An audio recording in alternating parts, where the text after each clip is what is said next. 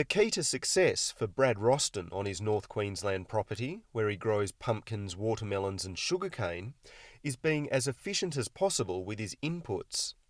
The need for careful management is driven by multiple factors, including the environment and finances.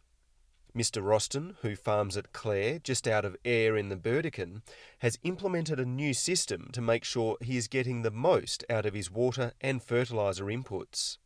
It's very important for us to have an efficient nutrition program.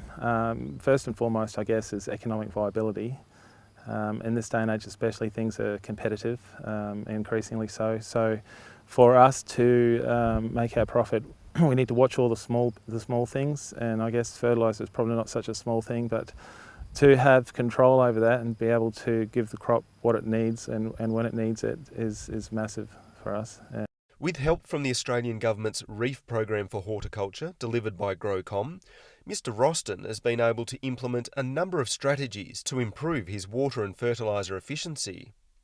The purchases include pumps, filters and scheduling equipment set up on a portable skid unit to allow for application of water and fertiliser at times that will benefit the crop the most. So with this system that we've got just behind me here, we've got the ability to water the crop at any given time, control exactly the amount of water that's going into it.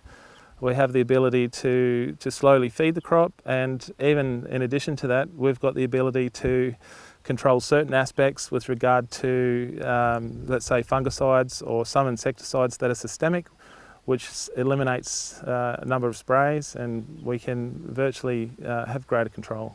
The Rostens have also installed a trickle irrigation system under the ground, and over the top of the beds they've put plastic mulch, which acts as a weed preventative. The trickle system has resulted in big savings when compared to flood irrigation.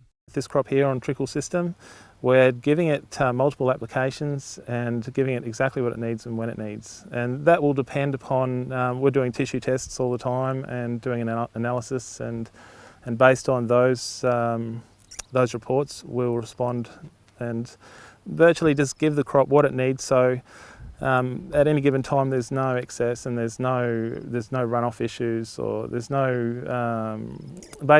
leaching or no runoff of fertiliser into the waterways. With our pumpkin crops and especially with our sugarcane, we're flood irrigating, and so virtually with our crops, you're using a water rate of around about 4 megs per day. This crop here is using at a rate of 0.62 megalitres per day, and we're only watering at maximum sort of 6-7 hours every second day. While the pumps, filters and trickle irrigation aren't unique to Mona Park, the infrastructure has been a game changer for the Rostens, and it's all happened much quicker thanks to the Reef Programme. With the grant that we got from the Reef Rescue package, we were able to purchase the pump and the filters that you see behind us. And I can safely say that without that money, we probably would have had a lesser system, or it would have taken us a couple of years longer to obtain that. By putting the funds that we had together with the money given to us by the government, we were able to, on the day, buy the best system that we possibly could afford.